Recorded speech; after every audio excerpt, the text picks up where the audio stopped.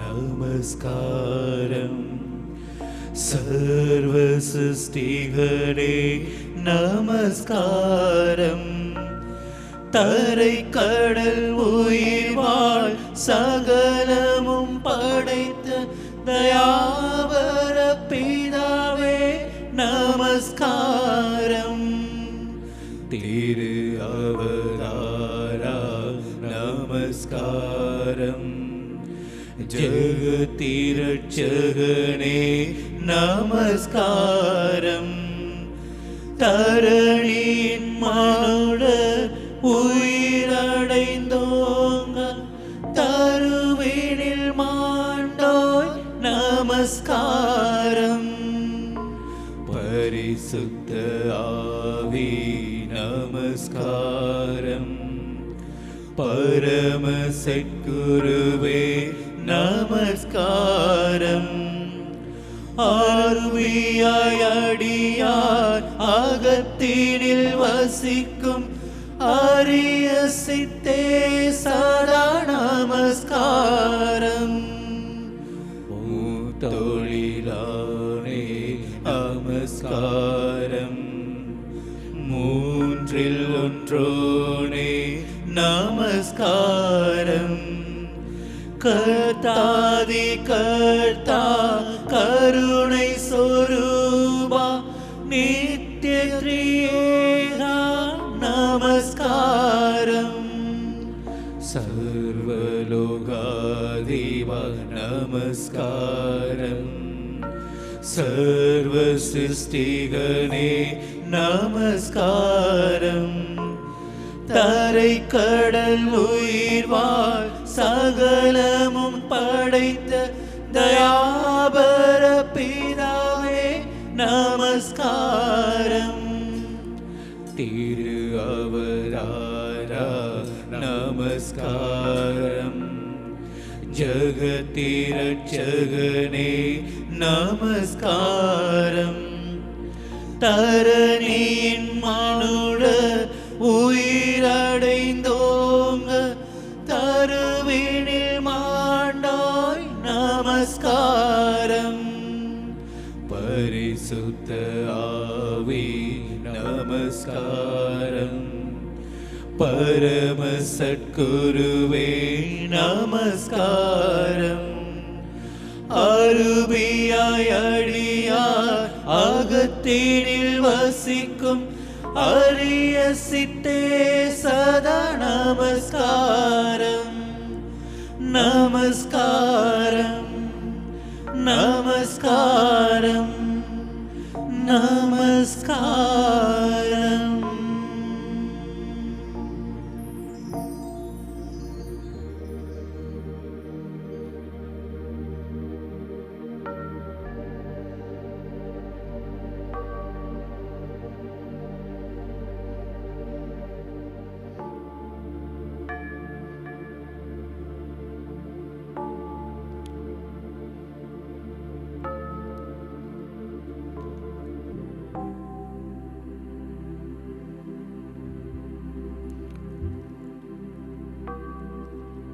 ஆண்டவர் உங்களோடு இருப்பாராக. உம் ஆன்மாவோடும் இருப்பாராக. புனித யோவான் எழுதிய நற்செய்தியிலிருந்து வாசகம். ஆண்டவரே மாட்சி உமக்கே.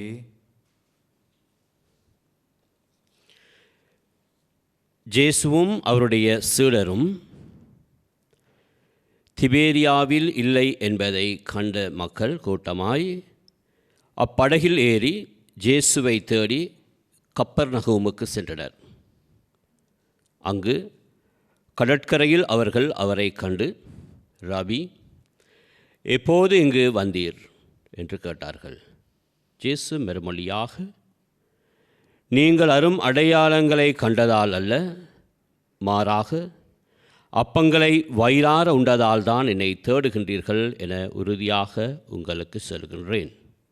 அழிந்து போகும் உணவுக்காக உழைக்க வேண்டாம், நிலை வாழ்வு தரும் அழியாத உணவுக்காகவே உழையுங்கள் என்றார்.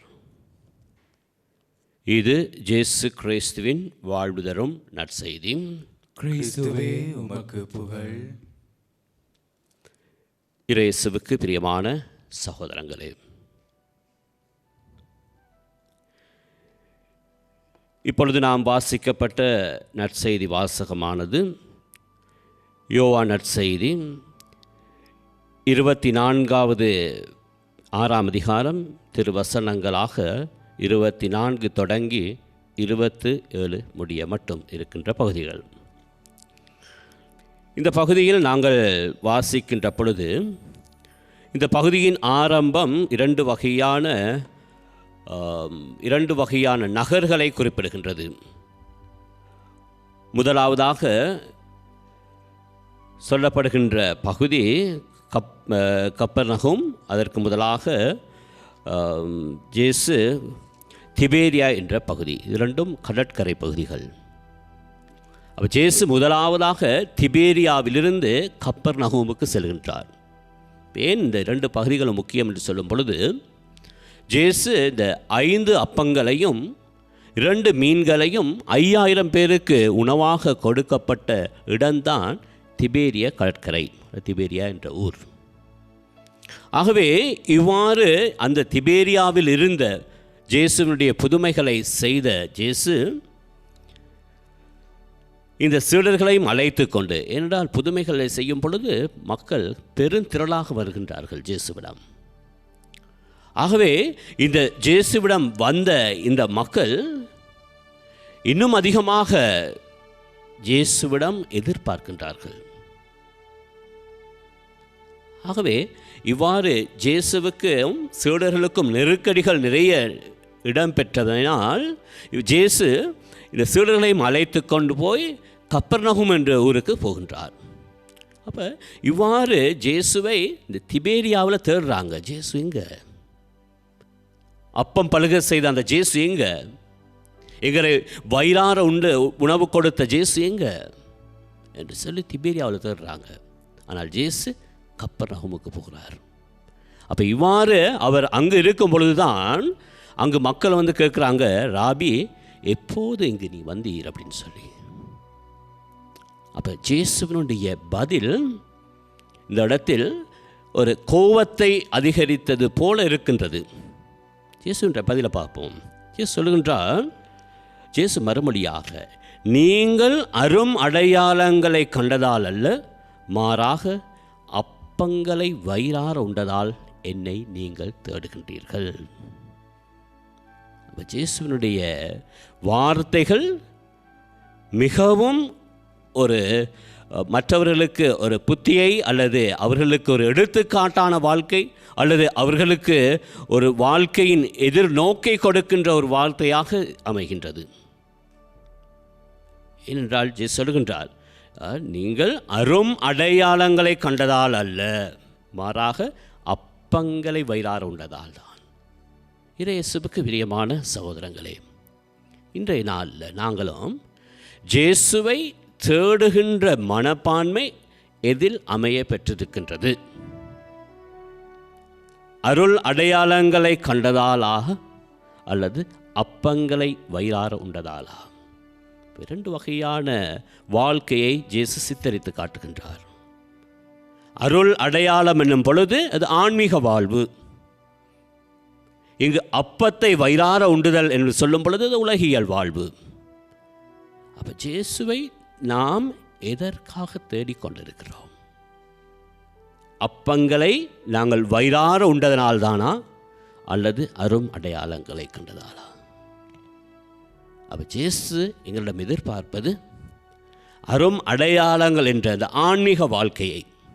இப்போ நாங்கள் சில நேரங்களில் தேடலாம், நான் இயேசுவை இதற்காகத்தான் நான் தேடணும், எனது வாழ்க்கை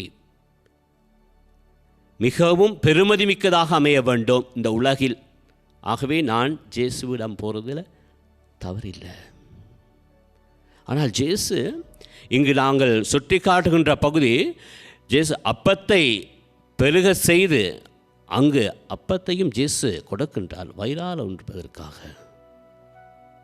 ஆனால் இவ்வாறு நீங்கள் தொடர்ச்சியாக அப்பத்துக்காக மட்டும், உலகியல் காட்டங்களுக்காக மட்டும், உலகியல் காரியங்களுக்காக மட்டும், உலகியல் செயற்பாடுகளுக்காக மட்டும் இயேசுவை தேட அவசியமில்லை. ஆனால் இயேசு சொல்கின்றார், நீங்கள் வயிறார உண்டதால் மட்டுமல்ல, நீங்கள் அருண் அடையாளங்களை காணவும் நீங்கள் இயேசுவை தேட வேண்டும். அப்போ அரும் அடையாளங்கள் என்னும் பொழுது, ஆன்மீக வாழ்க்கை என்னும் பொழுது, இயேசு எங்களுக்கு கொடுக்கின்ற ஒவ்வொரு உலகியல் காரியங்களுக்கும் நன்றியுள்ளவர்களாக இருக்க வேண்டும், நன்றி கடன் பட்டிருக்க வேண்டும். நான் இறைவனுக்கு நன்றி தெரிவிக்க வேண்டும். இயேசு இந்த உலகியல் காரியங்களை இறைவன் எனக்கு புதுமையாக அளித்தந்திருக்கின்றார்.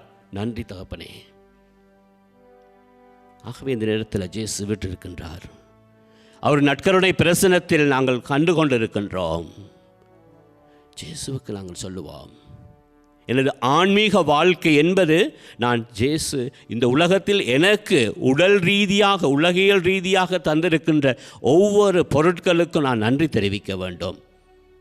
நான் நன்றி தெரிவிக்காமல் தொடர்ச்சியாகவும் நான் இயேசுவை நாடி செல்கின்றேன் என்றால் எனக்கு சுயநலத்தினால் அது வேண்டும் இது வேண்டும் அவ்வாறான ஒரு வாழ்க்கை என்று சொல்லி நான் உலகியல் நாட்டங்களுக்காக இறைவனை தேடுகின்றேன் என்றால் நான் எனது வாழ்க்கையில் ஆன்மீகம் இல்லை. ஆகவே இறைவன் எங்களிடம் எதிர்பார்ப்பது முக்கியமாக நன்றி தெரிவிக்க. நீங்கள் என்னை தேடி வாரீங்க எதற்கு? வயிறார உண்டோம் நன்றி தெரிவிக்க வந்தோம் அப்படின்ட்டு இல்லை. சொல்லுகின்றார், நீங்கள் வயிறார உண்டீங்க, அப்போ அதையே என்னை தேடி வந்திருக்கீங்க இன்னும் அதிகமாக.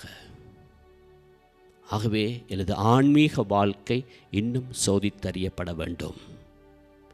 முதற்கண் இயேசுவுக்கு நான் நன்றி தெரிவிக்க வேண்டும். இறைவன் இந்த உலகத்தில் ஆன்மீக ரீதியில் உலகியல் ரீதியில் என்னை போஷித்திருக்கின்றார். அதற்கு நான் நன்றி தெரிவிக்க வேண்டும்.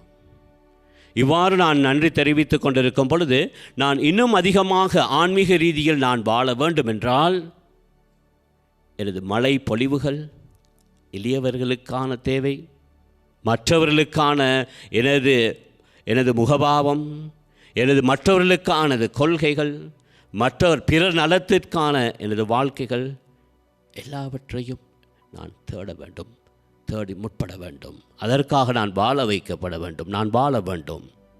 இதுதான் உண்மையாகவே ஆன்மீக வாழ்க்கையாக அமைந்து கொண்டிருக்க வேண்டும். ஆகவே இந்த நேரத்தில் இயேசு எங்கள் முன்னிலையில் பிரசன்னமாக இருக்கின்றார். பிரசன்னமாயிருக்கின்ற இறைவனுக்கு நன்றி தெரிவிப்போம். இந்த உலகத்தில் என்னை வாழ வைப்பதற்காக இறைவன் என்னை அர்த்தமுள்ள விதத்தில் என்னை போஷித்திருக்கின்றார். தகப்பனே, முதலாவதாக போஷித்த இறைவனுக்கு நன்றி தெரிவிப்போம். நன்றி தெரிவித்த இறைவனு நாம் தொடர்ச்சியாக ஆன்மீக ரீதியில் எனது வாழ்க்கையை கொண்டு நடத்த இறைவனோடு பயணிப்போம் என்று கூறி நாங்களும் தொடர்ச்சியாக இந்த பஜனையின் மூலமாக இறைவனை பார்த்து தொடர்ச்சியாக இறைவனுடைய அருளை கேட்போம், இறைவனுடைய சக்தியை கேட்போம். இறைவன் பிரசன்னமாக இருக்கின்றார். அவருடைய பிரசன்னம் எனது வாழ்க்கை, அவருடைய பிரசன்னம் அவருடைய வார்த்தையாக அமைகின்றது. ஆகவே இந்த பஜனையின் மூலமாக மீண்டும் மீண்டுமாக இறைவனை தேடுவோம், ஆன்மீக வாழ்க்கையை நாங்களும் நாடுவோம்.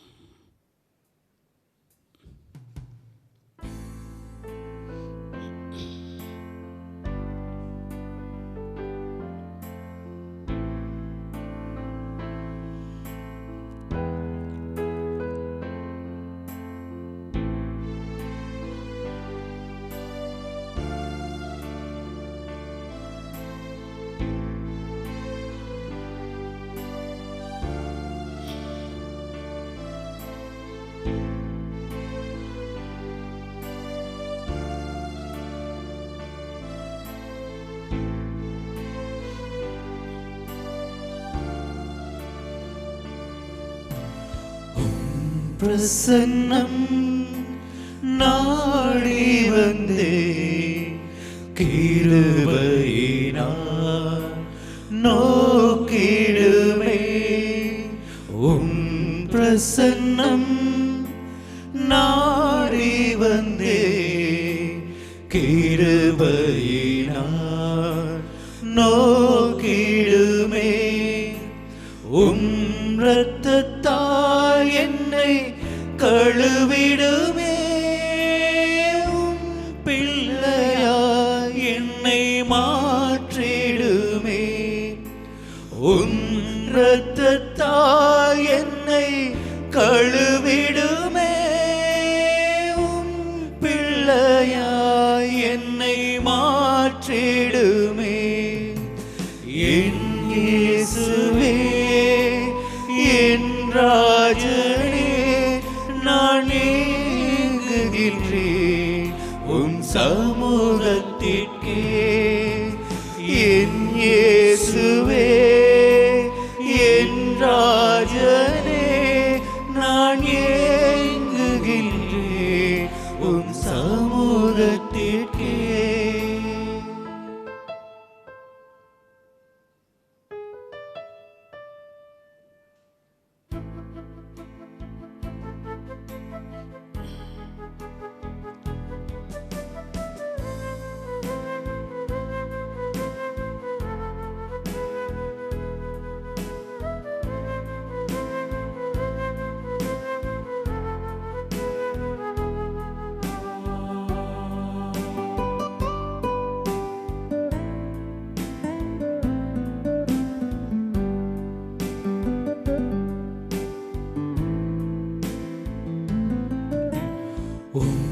வசனம் தியானிக்கையில் இதயமதில் ஆறுதலே வசனம் தியானிக்கையில் இதயமதில் ஆறுதலே மனிதர்கள் என்னை பகைத்தாலும் அஞ்சிடலே நீரிருக்கையிலே மனிதர்கள் என்னை பகைத்தாலும் அஞ்சிடலே நீரிருக்கையிலே என் இயேசுவே என் ராஜனே நான் ஏங்குகின்றேன் உம் சமூகத்திற்கே என் இயேசுவே என் ராஜனே நான் ஏங்குகின்றேன் உம் சமூகத்திற்கே என் இயேசுவே என் ராஜனே நான் ஏங்குகின்றேன் உம் சமூகத்திற்கே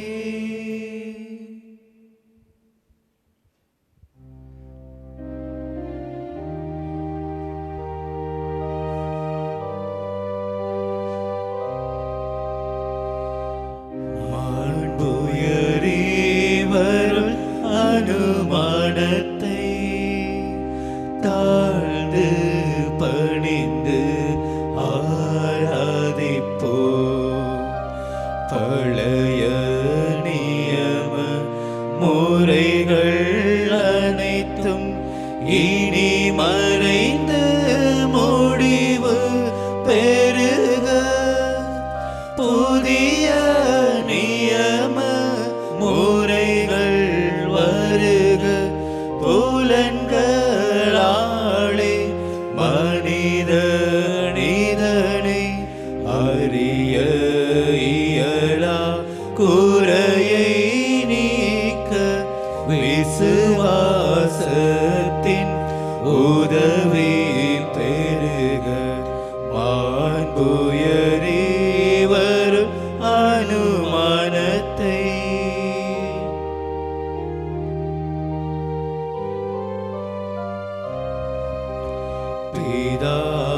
பிதாவர்க்கும் சுதனவர்க்கும் புகழ்ச்சியோடு வெற்றியாற்றும் மீட்பின் பெருமை மகிமையோடு வலிமை வாழ்த்து யாவுமாக இருவரிடமாய் வருகின்றவராம் தூய ஆவி யானவர்க்கும் அளவில்லாத சம புகழ்ச்சி என்றுமே உண்டாக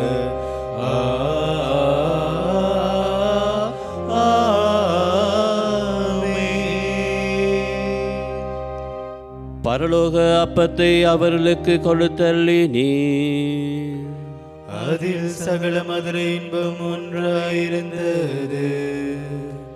மன்றாடுவோமாக.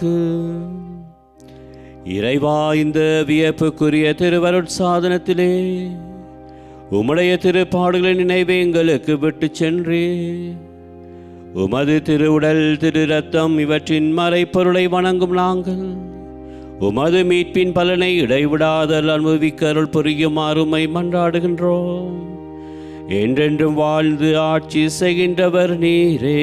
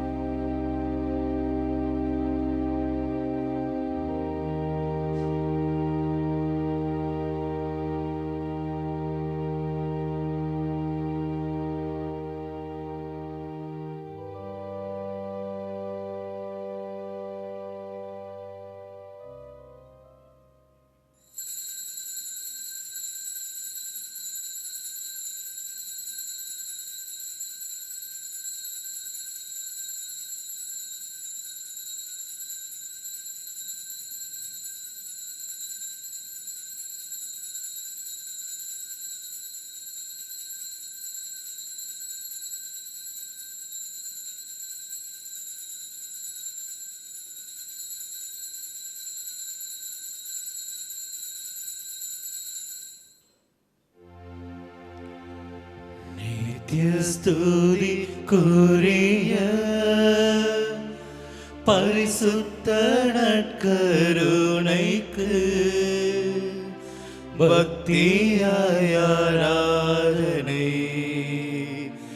எத்திசையும் புரிவோம். நித்திய ஸ்துதிக்குரிய பரிசுத்த நற்கருணைக்கு பக்தியாய் ஆராதனை எத்திசையும் புரிவோம். நித்திய ஸ்துதிக்குரிய பரிசுத்த நற்கருணைக்கு பக்தியாய் ஆராதனை எத்திசையும் புரிவோம்.